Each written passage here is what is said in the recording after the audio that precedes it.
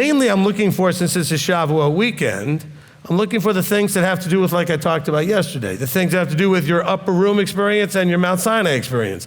And by upper room experience, I don't want to hear about how you rolled on the floor and you were speaking in tongues. I'm talking about how you came into a commitment in the context of Messiah, right? See, a lot of you had that experience first. You kind of found out about Messiah before you realized that Torah was relevant. And so you could talk about how you came from there and actually worked it backwards. You knew about Messiah, then you found out about Torah. Okay, I came from Torah and found out about Messiah. Okay, well, most people go the other direction. So let's kind of share, if you want those things. You can start lining up. Online, you can start kind of trying to get our attention. I'm not sure how you could do this online too much because you'd have to type a notebook, so let's probably not do that so much online. This is one of those things for you online, you just have to move here. Or come to an event, okay? Because I think it's great for us to hear from each other. One of the things that'll happen is, you ready for this? I know this is gonna be profound. You guys are supposed to be family. Well, you're not gonna really do well being family, you don't know each other. That's why one of the things that I love that we do is not just the counseling, but we call them meet and greets. You know, where people want to sit down with me for a few minutes and get to say hi and tell me a little about who they are and where they're coming from. So this is kind of like a meet and greet. Okay, so you're gonna come up. I want you to share a little bit as you meet and greet with your family here, okay? Amen? Amen. All right, Betty's gonna get us started. I was raised in the church from the time I was born. My husband was not. And so his bubble was popped at a very young age because he couldn't understand when he started going to church with me, why were we doing this on Sunday? And he used to get every pastor furious because he couldn't let it go. And my dad was one of those men that he just couldn't let it go. When we finally found a Messianic congregation, the first night we went, they did the Shema and they were singing and then they did dancing. Being raised Baptist, that is not what you do. So my first thing, I leaned to my husband while they were dancing. I leaned over and went, we're out of here. And he leans to me and goes, I'm home. And then I knew instantly, oh man, we're here. And so as the rabbi would teach, I had a lot of, Yahweh was popping my bubble, but I had to deal with a lot of the church stuff that I was taught from the time I was very little. And every Saturday we'd get into this argument about what was being taught, and Harold would side with the rabbi and I'd be frustrated. And then the next week the rabbi would teach exactly what we argued about. And I'd go, oh, that makes so much sense. And Harold would go, oh, that's what I've been telling you. And we did this for 6 months until I finally had to come to a decision. This walk is right, or what I was taught in the church was right. And once I made that decision that this was right, we started on a very long, messy journey because we were in a lot of messy, Messianic congregations. And it wasn't until a Shavuot in 2018, he found you on the sideboard and he clicked it on and he's like, finally, somebody that's saying what I've been wondering all along. And I wasn't too happy because that meant we were going to be, it wasn't what I was used to. Right. And so I'd sit there and go, I don't like that music. I don't like that liturgy. And he's loving every second of it. And we finally left the congregation we were attending because he realized we couldn't do that mess anymore. And at that point, I was agreeing with him. Right. And so sometimes you have to go through the mess to finally realize what the truth is, and it's so much easier to leave that mess behind. And so that was our mess started in 1991. And so, like I said, it's been a long, messy journey. But I thank you, Rabbi, because you do correct me when I'm wrong. You do reprimand me when I've done something I shouldn't. And I know you only do that because you love us and you want us to get to the kingdom. And so I thank you. And I know I'm going to get reprimanded again, and I'm going to get in trouble again. But that's okay. Amen. Amen. Good job. Good job. Anybody relate to that story? See, that's why I want these things, because sometimes I think we can get to those moments where we think, wow, am I the only one who's having this experience or going on the same journey, this kind of journey? And it's good to hear that you're not alone. Other people have gone through very similar journeys, okay?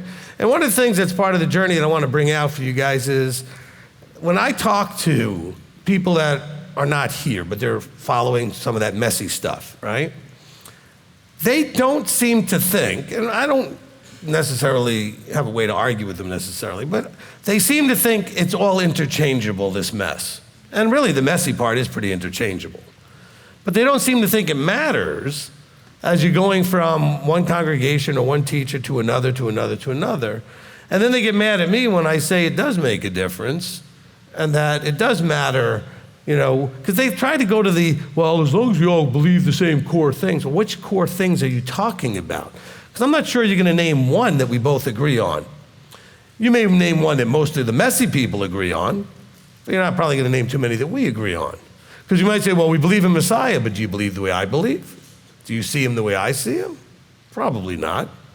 Okay? And so, you know, we are, you know, one of the ministries out there that says it makes a difference, the Ephesians 4:11, you know, sort of fivefold teacher is not just an interchangeable anybody with a microphone type of role. It's actually an anointed role, getting very clear, non-confusion messages, right? You know, we've got enough confusion, I think. All right, speaking of confusion, Stephanie, next. Only because I know you so well. No. Love you, Rabbi. Just remember you have a birthday coming up. Don't care. Okay. So I may mention some people in the congregation as I speak and understand this is my story. And by the way, I wasn't saying that Stephanie was confused. I know some of the confusion she's been through. It's true. Okay? It's true. There you go. So I was very, very steeped in the Christian church. I was the one known to be the studier. Like I knew my word from a Christian perspective. Let's be clear about that. From how the Christian doctrine taught it, I knew my word. And I had a friend, Trisha, who was in the same Christian church. And at some point, she started asking me questions because I was the studier. And so she would ask me to research some things, and so I'd look at it, and I said, that's interesting. Give me another one. So she'd give me another one, and I'd look at that, and I'd say, that's really interesting. I can't, refute what's being said yet, but give me another one. So I kept going, and as I at the time in my church, I was in a women's Bible study, and we were doing some studies in the Gospels.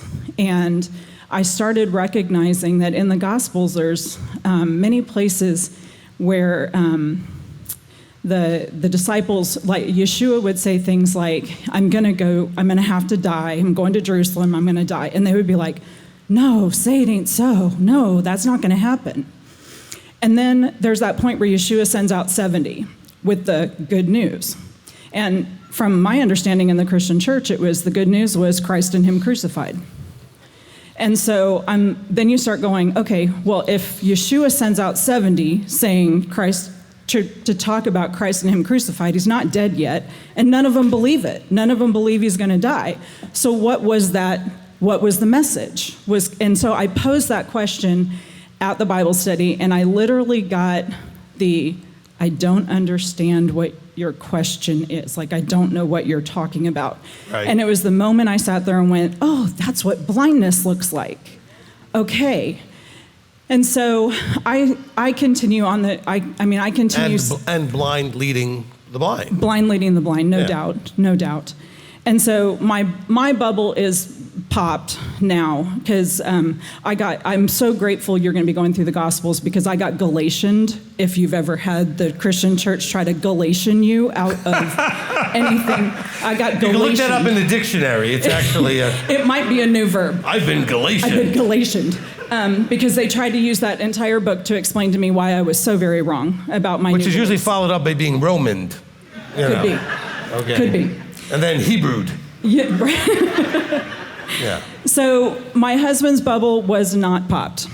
And I had folks coming in my home and starting to learn, and he would sit in our office and he would like shout out things from the other room, questions. He would like throw question bombs and then listen for the answers and go, okay. And then he'd go back in the office and we'd keep talking and he would throw another bomb from the other room. So it took us a minute to kind of, for him to sort of come around. I came around before he did. All right, let me say, how many of you have had family members do drive-bys on you? Like almost every hand. That's basically what that is, you know. I was at Uncle Bob's house one time, and there were some family members there. I think they were Robin's family. And literally while we're talking, one would walk in the room with like a drive-by, go woof, and then walk out. And that was it. And then a few minutes later, walk in, drop a bomb, and walk out.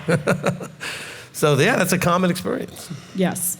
So as the last time I was in the Christian church, our pastor happened to be on vacation and they had a guest speaker. And from the pulpit, when first of all, I sat there the whole time going,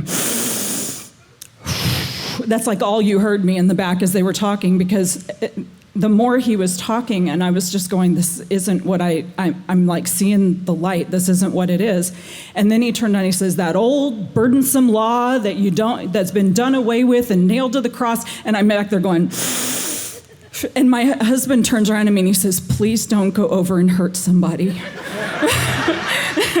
And so I literally said almost nothing to anybody that day. I walked out of there. I sat in the car. I didn't say anything, because at that point, the more I said, the more angry he kind of got. He was at that point where bubble not totally popped, so he's a little ticked at me, like dusting things up.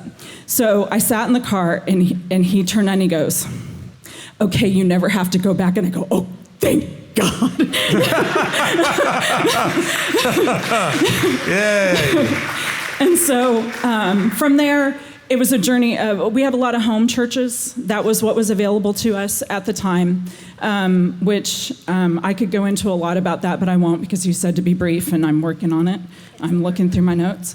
But then there came a time where, our first Pesach we did with one of the home groups, and he literally fireman carried me away because I wouldn't leave. Then the next Sukkot, the same group, just suddenly at the very last minute canceled. And I called Trisha and was like, well, I got no Sukkot. And she goes, well, call my rabbi. I promise he'll let you go. I'm like, but it's in a week. Call. And I did. And of course, what did Rabbi say? Well, of course, come on.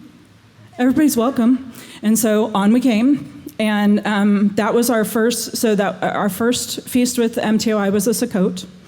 And from there, due to circumstances and needing to support a friend, we have been coming to services pretty much every other week, because we lived 2.5 to 3 hours away. At first we lived outside of Nashville, and now we've moved outside of Atlanta. Either way, I've been about 2.5 to 3 hours away. So we come about every other week, and we have been part of this entire congregation since then. And I'll tell you that I was one of those women who wore the tzitzit, and that was the way it was until the day my husband put his on. And as soon as he put his on, I took mine off, and I've never worn them again. Amen. And I will say that since that time, he's provided the leadership and learned how to be a leader through this congregation, through your teaching. He's learned how to be a leader in our home. He's been one ever since. And that is where I'm at least going to stop this testimony. All right, hold on. Stay there for a second. So, yes, sir. So a couple of things there really quick, because you guys, we know each other a long time, so they don't know you that well necessarily. Some of them do. But one of the things for all of you out there, I want you to understand, because she'd be a great one to talk to. She came to me early on wanting her husband to step up and be the leader. And then when he did, she wanted to know how to fix that. Initially. Now, listen to how excited she is about it. What I'm saying is, if you're going to have that kind of adjustment, first of all, be careful what you pray for, and then when it happens, you have to adjust to it as well. Mm-hmm. Especially, ladies, if you've been trying to run the show for so long, but now you're going to want him to step up, you have to allow that space, okay? And so I love hearing you now because I remember you before, all right? Now, because she genuinely wanted him to do that, but she didn't realize how challenging that would be when you're not used to it in the beginning. Plus, we had, back in those days when we first met, now, did you come that time when we were by the tapes before or after that Sukkot? Remember when I talked to you and your friend by the tape boxes? Oh, that was before. Before, that was the January before that Sukkot. Okay, so she had come down with Trisha just to see. She wanted to bring her down to meet me. And so we used to have a table with tapes on it from the teaching, so you could just take, they weren't for sale. I would just take what you wanted. Not tapes, CDs. I'm like thinking way back to the beginning. We used to use tapes. So we had CDs on the table, and she would ask questions, and she was kind of doing this to me, huh? Mm-hmm. Oh, I was checking you out. I called him. I called him on the phone to make sure that Trisha was not being bamboozled by a cult. Right. And so I am the one of all people who has told Rabbi never serve Kool-Aid. Yeah. Because I was one of the people that literally was like checking you out to be sure that there wasn't some Kool-Aid you were making her drink that was going to be some kind of cult. Right. And it's not. It is not. Right, I appreciate it. But standing by the CDs was just so funny because she was throwing things out at me, just kind of looking at me like, all right.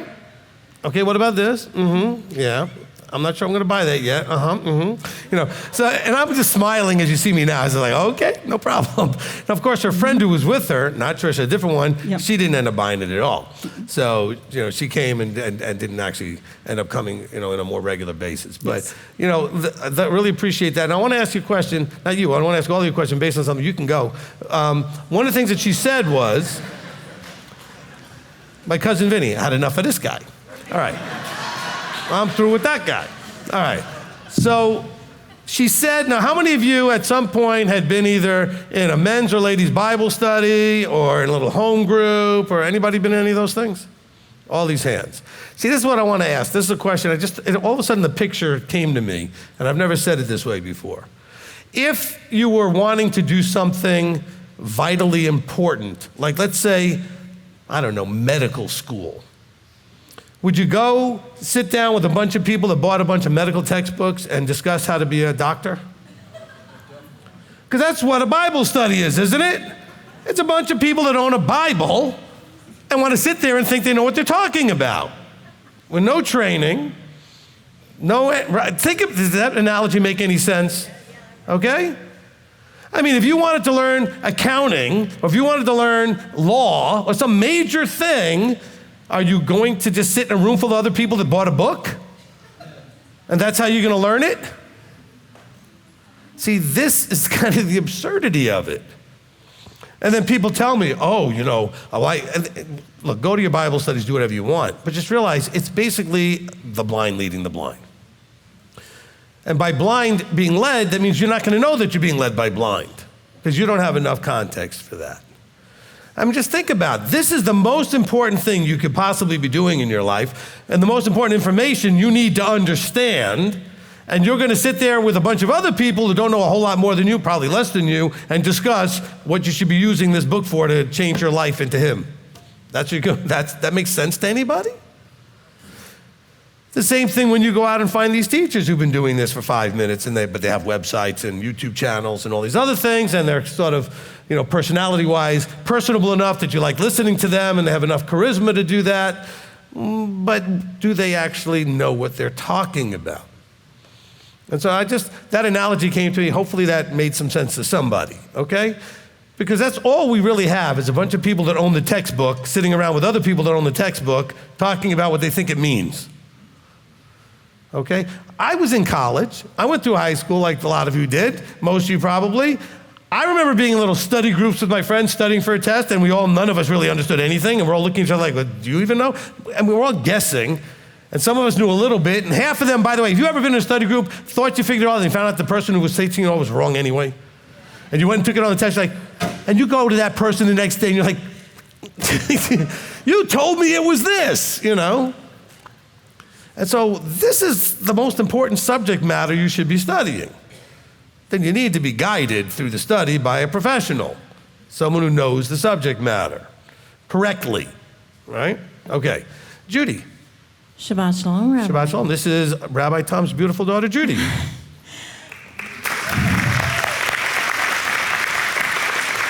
Thank you. My dad has, on that note, my dad had posted something on Facebook a few weeks ago. Sit with warriors, the conversation is different. And you, Elder Billy, and my dad are warriors, so thank you. You're welcome.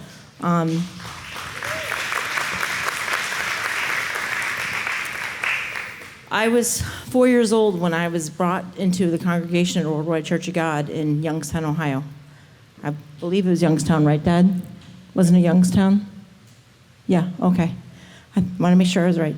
And that's when we stopped celebrating Christmas. I don't have any recollection of Christmas, any of that. And then when I was 7, we joined the Assemblies of Yahweh, which is a cult. And I was raised in that from the time I was 7 until I was 18. So I was raised in Torah, but it was a very strict, don't do this, don't tell you how to live type of Torah.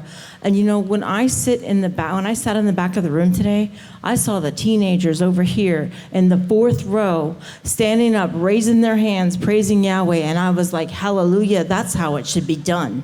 And the way this congregation I'm sorry, I have to say this, Rabbi. The way that you, because you're behind us, the way that you in this congregation nurtures our teenagers, that is of Almighty Yahweh. And you encourage them, you lift them up, you build them up. You don't tear them down. I appreciate that. And it's a good thing you weren't looking on that side where they were all playing video games on their phones. So You guys better get off your phones. You looked in the right direction towards some of my daughters, my adopted daughters, who were praising, but some of we won't talk about them. We're all sitting there playing games on their phones. I don't want to take so much credit when that's going on at the same time.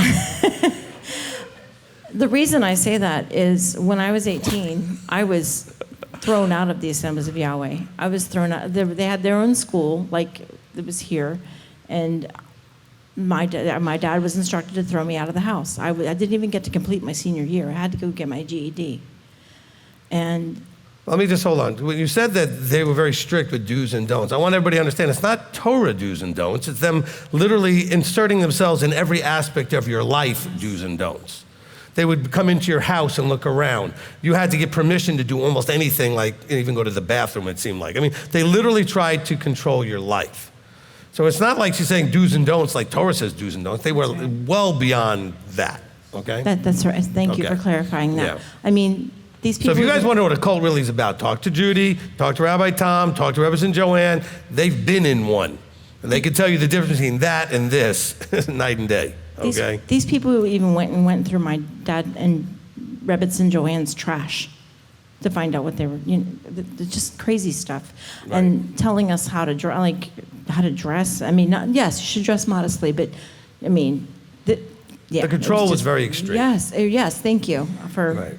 But with that being said, so when I was 18, my dad put me up in a rooming house, and from there I was kind of on my own, and he was told to not speak with me, and I went downhill fast. I got into an addiction, and I had my son in the height of that addiction, and I was 23 years old, almost 23, when my mother looked at me and she said, my biological mother, she said, you either are going to go get help or I'm taking that baby from you. So my mother saved my life. And so I got in the 12-step rooms and started, quote unquote, finding God again, because the God as I understood him. And then started going back to church. And I raised Daniel and Tiana, my children. You may have met my son. He was here once, Peyton's daddy. And I raised them in the Christian church. And I took them for communion and all this, and they had their first Holy Communion. Shortly after they had both had their first Holy Communion, my dad told me, he said, well, we've left the AOI. And he said, we're worshiping this way now. And my dad and I had a reconciliation, a true reconciliation. We were talking, but there was a lot of anger and a lot of bitterness. I mean, I hate to say this, but I looked at my dad when I was 18 years old and I said, I hate you. Now, I dread the day that I have to say goodbye to that man on this earth. Amen. And he is such an inspiration in my life, and so is, and let me tell you. Look, the way he's going, you may never have to say that. That guy's not going anywhere. There's no quitting that guy. He's not going anywhere. The admiration is real.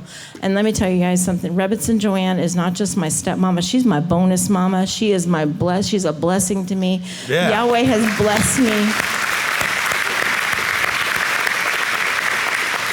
Yahweh has blessed me and my sisters, Kristen, Michelle, and Joshua, and you guys have maybe met Joshua a couple of times, with, a second mom, because my biological mom is dying. She's got stage 5 kidney disease and she can't walk.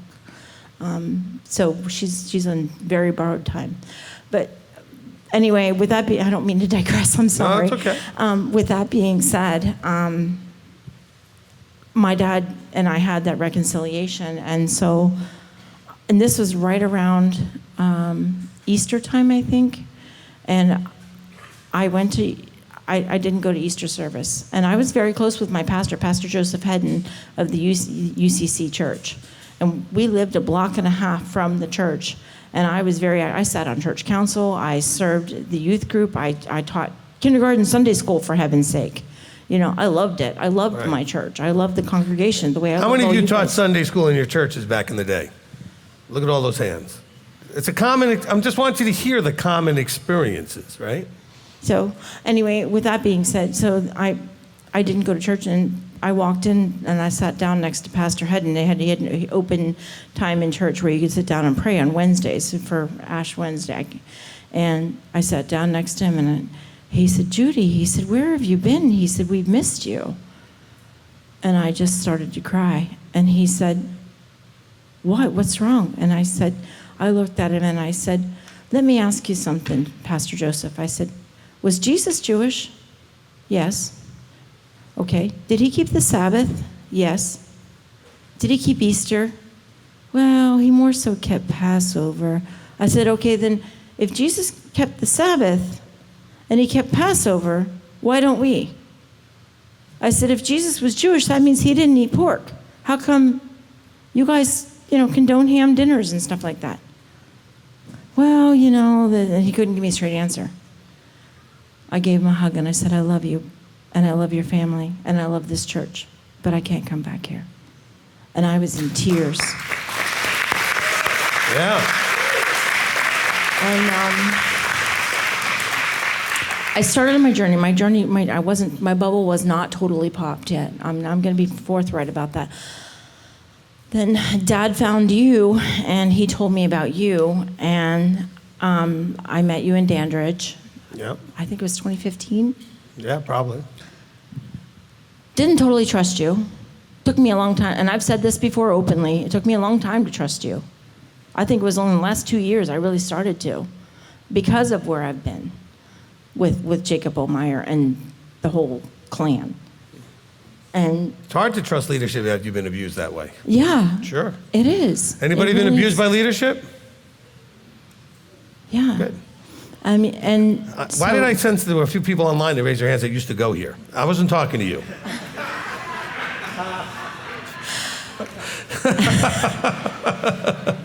I know you're watching.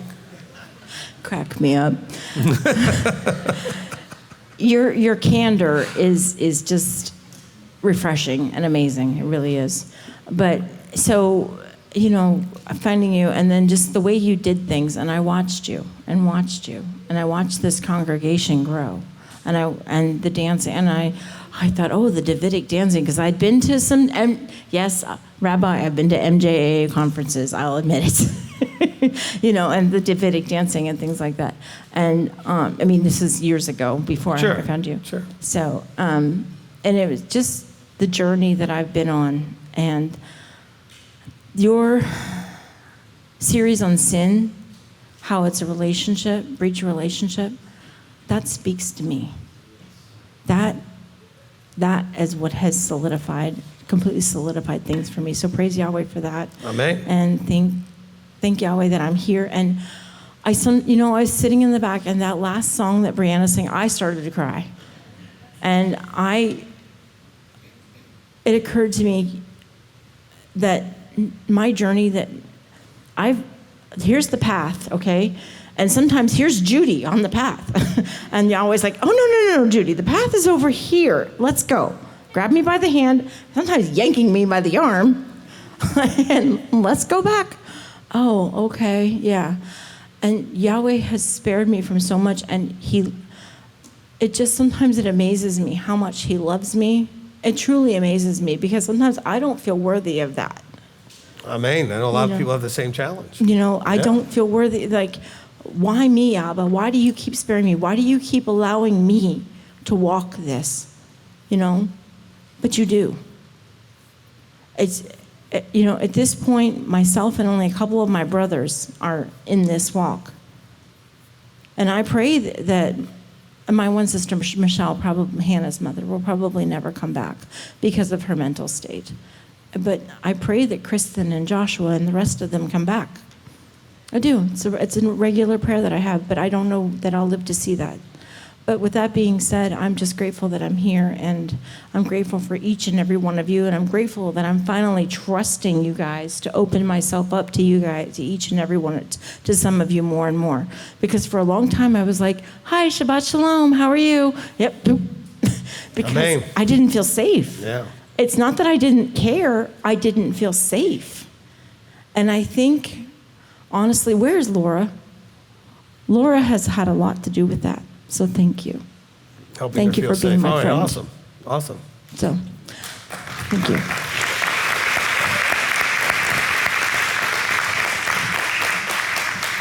All right, I'm just going to throw a quick interjection for all of you to kind of put this into a package. A lot of you, when you come to me, will say something along the lines of, but my journey was worse than other people's, or I've been through more things than other people, or I've had more. So I'd like you to hear some of those things like you just heard from Judy, that, you know what, that many people on this journey had an easy journey. Anybody have an easy ride getting here? I don't see any hands, okay? Oh, but Rabbi, you don't understand, mine is so much worse. Listen, I've heard some pretty bad ones. Why is he still working with you though? Because he knows you want it. He knows that if he would pop your bubble, you would want it. He knows you'd mess it up quite a bit, but you would want it. And that you'd eventually get there if given the opportunity. I've watched Judy go through a lot, and there's been many times, Judy, I have to tell you, from my point of view, I was saying, I don't know if she's going to get serious. I always hoped and prayed that you would. I remember back in those days in the Mountain Lake Ranch, by the way, when she went to that feast, we had less people at that feast than are in this room right now. And that was our Sukkot. Okay? Well, we were a smaller group back then. And I used to counsel in a little corner in this room, by where I had a desk and computers, and just to put a chair next to me. That's where I would do some counseling. And I didn't do much of that, maybe 2-3 people at most in a day, and, wherever they fit in just for a few minutes. But I do remember talking to you, Judy, there, and, and just knowing that one day, you put a big, big smile on your dad's face and be here, and he's so excited about that. And I know you said that you sometimes feel like you hear Yahweh, and I think that voice probably sounds a whole lot like him. Sometimes it kind of sounds like this when he's... Because he's using your dad now for you. I know he brought you through somewhat of a mess to get here, but he's got you going in the right direction now. Amen. All right. Wendy Hunt from Hi, Vicksburg, Wendy. Mississippi. This is my third round of feast to come celebrate with y'all. I've been on this walk now going on about 14 years. And again, I'm from Vicksburg, Mississippi. There's very, very few people. I have found some people in there, but it's like sacred namers, lunar calendars. Some people are, there was a lady that she converted to Judaism, and she kind of would study with me some. I always had questions when I went to church. Pastors, I'd go to them, I'd ask them about my question, I'd ask them my questions, they'd give me their Christian doctrine version of it and everything. It never quite satisfied, I guess, that question inside of me. So I just kept searching. Well, it's been a little over 15 years ago. My youngest, my baby brother, passed away. And then 4 months later, my oldest brother passed away. So I had a lot more questions come up. And the Father put this lady in front of me, and I was asking questions, and she would say, read this, come back and talk to me. And when I would read it, I was getting answers. But she still called Jesus, and I was kind of reading more because I guess you could say, hungry, thirsty. And I was reading and reading and reading, and I was starting to see things, and I was like, this can't be right. I've got to be misunderstanding this. And so I got to realizing that the cross was an idol, a pagan symbol now. Went and got every one of my crosses out, and then I'm like, am I really understanding this right? Then with the name Jesus, it was everything, but I was so conflicted because I know that it says do not rely on your own understanding. So go into a small group of people and rely on theirs. Yeah, basically that's what I was doing. And but I was still reading on my own, and it was still just, I'm like, so many things. And I'm like, I'm crazy. I've got to be misunderstanding this. I'm just crazy. Well, a lot of you know that my daughter passed away 5 years ago, and I am raising Hunter and Maggie, which is her 2 children. And I was online looking for scripture to help me deal with my grief. I come across M.t.o.i, the millennium and the kingdom. Manny was the one who answered the phone, said he would be glad to send it to me. So he sent it to me. I listened to it. I really couldn't tell you how many times I listened to it, and it brought a little peace to me, a little understanding to me. So then I started watching other teachings of yours. Oh my gosh, I'm not crazy. I'm not crazy. The more teachings I watched of yours, and it was like, oh my gosh, there are others out there. A few people listen to them and go, oh my gosh, he's crazy. No, I was like, I'm not crazy. Oh my gosh, thank you, Father. Thank you for putting MTOI in front of me, And I've been studying along with our reading, watching, all of that with MTOI for going on 4 years now. Mm-hmm. And I don't want to say you're like Moses, but I kind of sometimes picture the walk along and Moses up there, and I could see you being in that position and just like, what do you want me to do with these people? Sometimes, so I can kind of see that sometimes. And but you have counseled me in ways that you really, not personally, but a couple times here. Every time I want to pick up that phone and ask a question, I say, let's just go watch a teaching, and I'd be darned if that teaching doesn't give me something out of it. And so I go get another one. Another thing come up, I'll just go get a teaching. And so it's like, well, I really do want to bother you, but I don't want to bother you because I'm getting it that way. But I am just so thankful that y'all were put in front of me to help me realize I wasn't crazy and to help me continue on this walk and grow more and more. And not just that, but Rebbetzin, Julie, my kids, my grandbabies love your program. We no sooner get home and they're like, when do we get to go back? And I am so thankful for that program for them because I do use it at home, but it's nothing like them being able to come here in person and do it. And yes, I want to move here, but my husband said no. And my husband doesn't hinder my walk as far as it's like where you are. Right. Yeah, it's kind of like when I tell him I've got to start doing something, stop doing something. He says, show me. I show him, and he says, okay. And my mother-in-law is a very deep Southern Baptist woman, and he goes and tells her. And then he comes back to me, and I said, but he says. And he's like, okay. So, but yeah, he's not ready to move, and I have wanted to ask several times for prayer for his bubble to be popped and him to take that vertical structure in our home. So I believe that it would benefit not only my children, But I also want to let people know out there that are in towns that don't have a lot of people there. It's okay. You can still grow on this walk.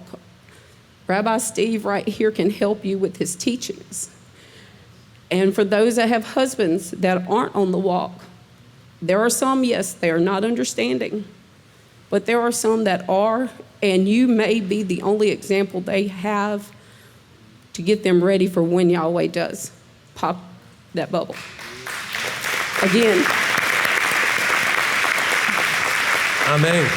Mishpachah, I love y'all. I know I'm not a very social, ever since Brittany passed away, I'm not a very social person. I do talk, but I don't try to gather in cliques or anything like that. So I do try to speak, but sometimes I'm still reserved. I'm not that outgoing person that I was before I lost my daughter. So, but I do love y'all, and I'm so thankful to be here. We love you. Awesome.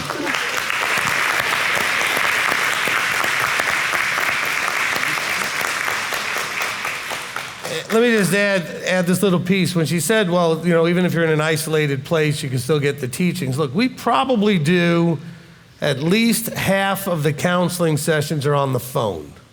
Okay, about half, you think, at least? Okay, so I don't want you to think that we only counsel people here.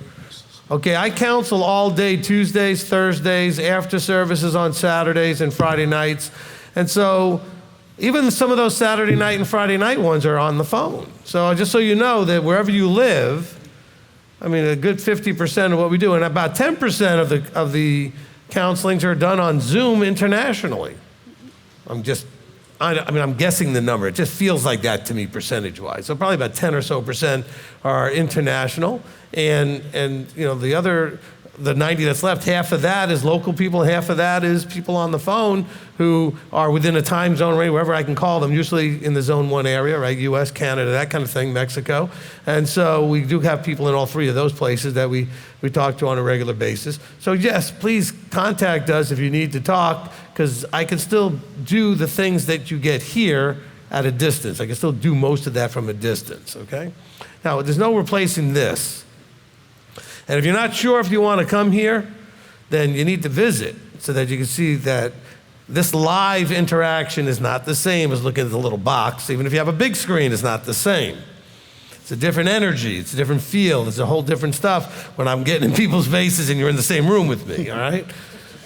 Okay, and getting to see me run around and do the things I do, and you go, wow, this is what it looks like, not just when he's behind the podium, I think I talked to somebody last night who was like, they heard my candor in the counseling room, the same as the kind of wise guy stuff I say up here, but also with the straightforward strength and seriousness that I do. They're like, oh, he really is the same in both places. And you just got to spend enough time to see all of that, right? Some of you have also learned that if I'm walking through the room, you see that look on my face, and don't try to get my attention, I'm already going somewhere. Because people are like, Shabbat Shalom, Rabbi. Okay, he's that way. He's gone already. And I don't mean to be rude, but once I've got my mind on something that I'm heading to go do, then I'm not going to interrupt it. If you want to interrupt somebody on the way to do something, please stop doing that to my wife. Okay, I just want to find somebody out, because my wife, when she goes to get something for me, she won't be back for an hour because you guys will stop her along the way. And she's not like me. She'll stop and she'll talk to you. Okay? I'll look at you and say, I'm busy. All right? But she'll get mugged along the way and just never, I have to send a rescue search party out there. What happened? My wife was coming back with something and disappeared. Okay? So just understand that in leadership, just check first, understand situationally if we're actually available. Or are we already on our way to do something? I used to use the analogy of if the arrow looks like it's already left the bow and is flying through the air, probably not safe to try to get in front of it or grab a hold of it, okay? So unless you're like some special ninja or something, okay, it's dangerous. Okay, not to be dangerous to bother me, but just obviously I'm on my way to do something, and that's most of the time, okay? I've got something I'm doing. If you look at my face and you see that I'm not looking at you or people, but I'm looking somewhere else at something else, because I'm aware of everything, all right? Because that's, believe it or not, my responsibility. I'm aware of what's happening with the greeters, the kitchen, the safety team, whatever's going on, I'm aware of everything is happening in this building, and I'm always paying attention. I hear everything, I see everything. And so if I'm talking to you, I may get distracted because I'm seeing a bunch of stuff, and some of that may need my attention. So it's not me being rude, okay?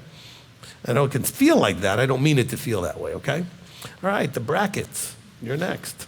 Shabbat Shalom, family. All right, introduce yourself to everybody. I'm Robert. This is my wife, Sarah. And our story actually has a very long process to it, but I'm going to give you the highlights.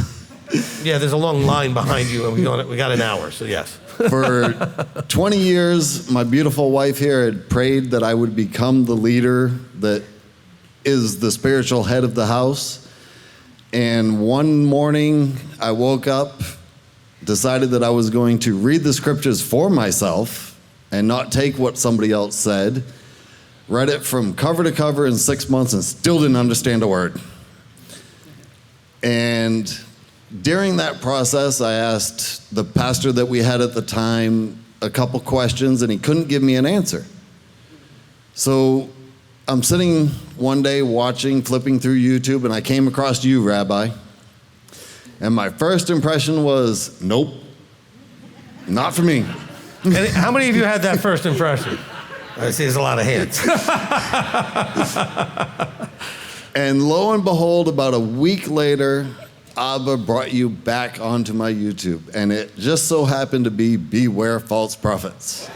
There you go. Oh, I sat there, I watched that whole thing. I got done with it, rewound it to the beginning, and ran and grabbed her. And we sat there and watched it together. And because you haven't done any song references in a while, Rabbi, he took me off the highway to hell and put me on the stairway to heaven. There you go. And I praise him for it every day, and I thank you for what you do and how stern you can be, because sometimes we're stiff-necked and need to be smacked around a little bit. Right, then we also know, since we're not going to heaven and we're not going to hell, that there's no place like home, because he's coming here. Amen.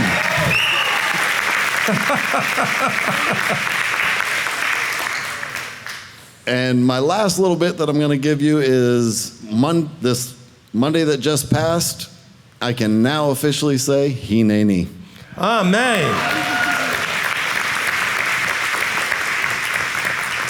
Another couple moving to the area. Fantastic. Mr. Condon.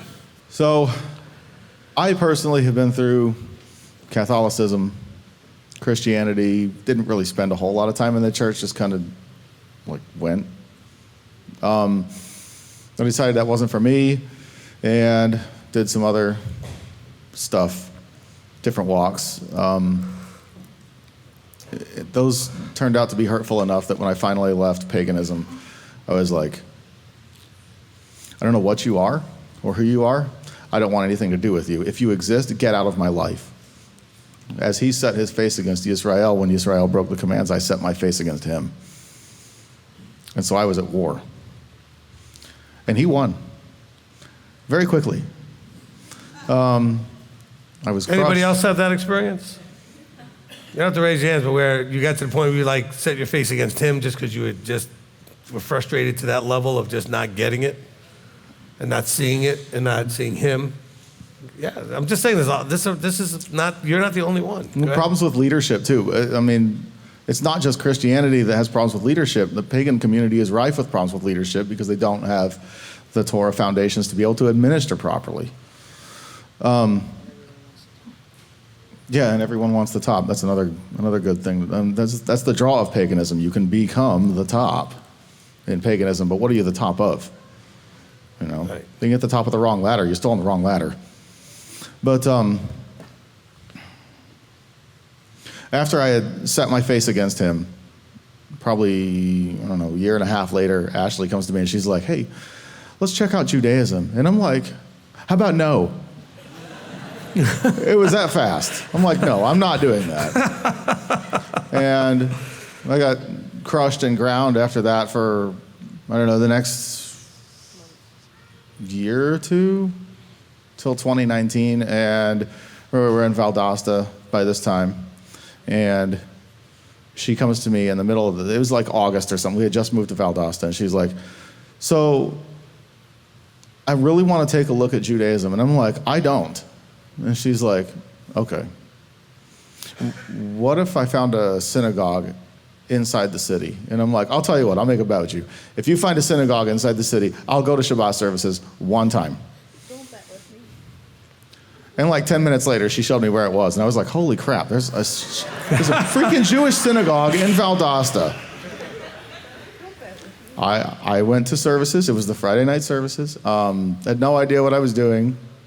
And completely wrecked the whole thing, but that was okay. We only went 3 times. I didn't really feel welcome there, especially after the rabbi came up and he was like, he was a very nice man, but he says, are you thinking about converting? And I'm like, well, I don't know. I'm just kind of like taking a look for now. And he's like, if you want to convert, you can try. I will give you every reason to not convert. And I'm like, okay, whatever. So that was in 2019. And then Wait, let me interrupt for a second just to say this one thing. All of you have heard me say this before. The one thing that Jews and Christians agree on is that the Torah is not for you. Okay? Which is why their conversion process is meant to discourage you. They do not proselytize. Well, amongst themselves they do. So like the Chabad tries to recruit other Jews into Chabad and that kind of thing. But they don't look for any Gentiles. So if you wanted to be a Jew, you have to jump through a lot of hoops because they really want to discourage you. They're not interested in that. Okay, go ahead. But in November, her parents were preparing to move down to Florida, and they didn't plan it very well. And so they called us at the last minute on Thanksgiving, I think, maybe the day after Thanksgiving. They're like, hey, our plans kind of fell through. Can you come help us out? And I'm like, oh, this is going to go well. No, it was Thanksgiving. So I got on an airplane, flew up there, and we were very interested in the whole prepping community. I had been active in the militia at one point in time. But she sent me a video from a prepper who we were listening to on YouTube, and it was about his walk. Because he'd grown up in Christianity, decided it wasn't for him, left, became a Satan worshiper, spent 10 years at war with the Most High, and then was called through some event back. But he didn't know what he was called back to. He eventually found the Messianic faith. And as he was explaining the process about his leaving Satanism, going back to the church and then departing from the church again to live the way we live, he was quoting scripture. And I was like, that actually makes sense.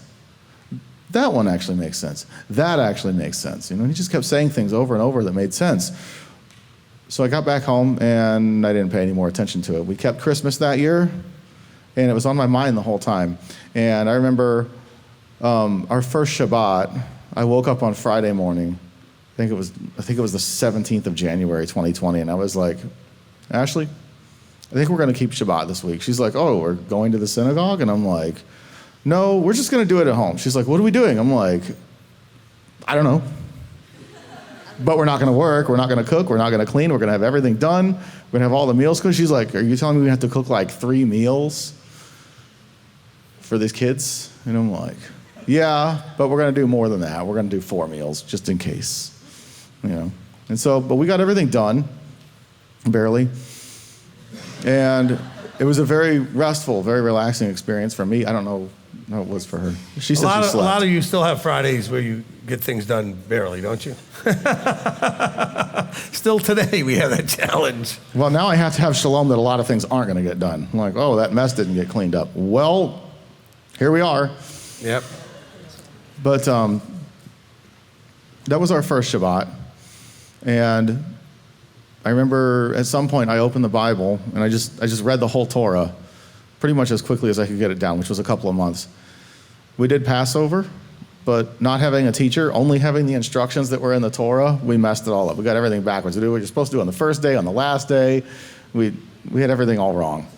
And it was almost as if Yahweh was like, okay, hold on. If you guys are going to mess this up that bad, let me give you a teacher. And so I was on Facebook and I'm scrolling and, I got a friend request from my friend and brother, Rick Berry. And I was like, why did I get this friend request from him? As it turns out, I had a friend in Knoxville who I'd met in 2010. And I was liking the post that he was posting about Yeshua and about the Sabbath and stuff like that. And so I didn't know where those were coming from, but Rick was posting them. Van was liking them. I was seeing his likes. I was liking and sharing, which alerted him that I was liking and sharing. He sent me a friend request. I scrolled his page. The first thing I found was your Shabbat teaching, the 3-part teaching on Shabbat, part of the Covenant Community series. And I watched that completely transformed our Shabbat experience. And I was like, this man is our teacher. And I remember that year, we ended up calling before the fall feasts, like just before the fall feasts, we called up and I spoke to Rabbi Thomas. We had an issue and I didn't know how to handle it. And he gave me really good counsel, really good guidance. And I was like, pray for us. You know, before we got off the phone, I was like, pray for us that we can keep Sukkot somehow and maybe get a tent. Because, I mean, we were so broke, if a robber tried to rob us, the only thing he gets is practice. Okay? And so Rabbi Tom put us in touch with George, who was here at the time, and kind of, you know, m.t.o.i. really helped us to be able to get to Sukkot of 2020, and it was such a fabulous experience that as we were leaving, we were Agnes breaking down in tears like, I just want to go back, you know? And I was hoping not to punch myself in the blue with this story, but I just did. There you go. I'm going to give the mic to Ashley. I don't know if she has anything to say. I just wanted to, you got me too bad. I just want to say, if it wasn't for you, Rabbi, we wouldn't be here. I mean, it was you and Agnes that first ago. Like, I wasn't on board 100%. I thought it was cool. I was, you know, my parents were in Florida, his parents were in Michigan, and I could just chill with some calmness for a little bit. And just hiding out. And I remember when Agnes gave you that hug, and she looked at me, and she was like, I'm not leaving. I'm like, baby girl, we got to go home. She's like, I'm not leaving. And she's like, well, I'll find us a way to get back here. And sure enough, come January rolling around, got a knock on the door. You were sick. And I'm going, my cover, well, he wasn't my covering technically for me at that time. And Elder Billy's like, well, get up here quick. And I'm like, yeah, but. He's like, you know Rabbi by now, don't say but. And so we got up here, and it's been rocking and rolling ever since, and a lot of ups and a lot of downs. But when I go up higher. When I come down, I don't go down up higher.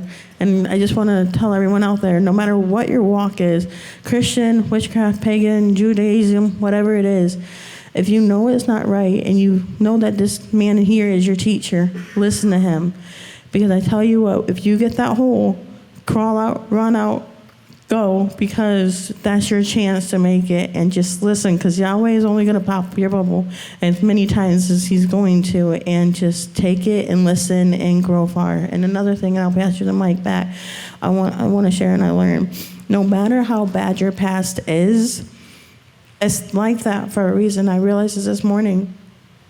I'm not going to call my parents. Paul and Marcia is their names. I'm thankful for everything they've done, as hard as it's been, because they drove me and threw me and pushed me to this direction. If it wasn't for them, I wouldn't have my dad. I wouldn't have my Ima. They're the one that cast me out, and thank Yahweh they did. Amen. Amen.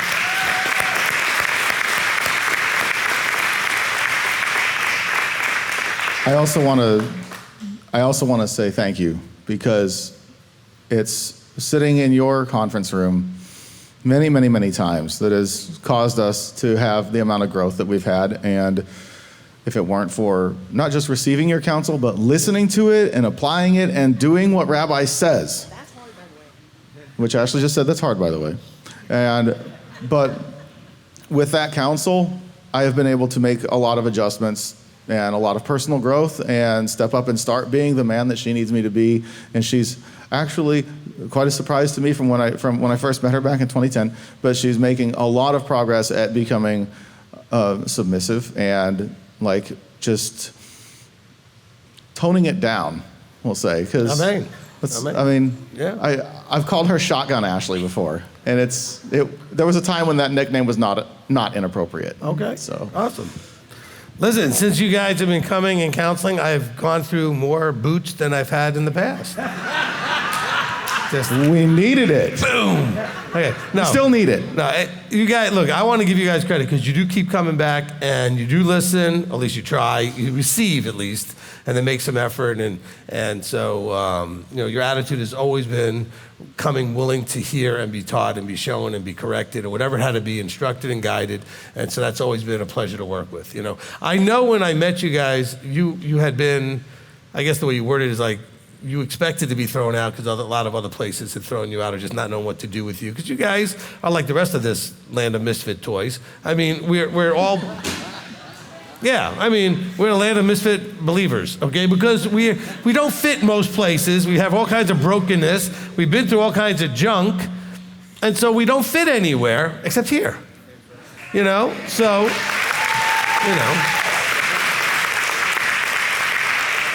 And so, I'm proud of you guys, okay? Because I've watched your growth, and I understand where the growth comes from, is because you guys keep coming back going, okay, we screwed this up, we don't know what we're doing, tell us again, okay? And so that's been a pleasure, okay? That's been a pleasure to work with. Okay, we need to get to the next people. You got something? Okay, we're good?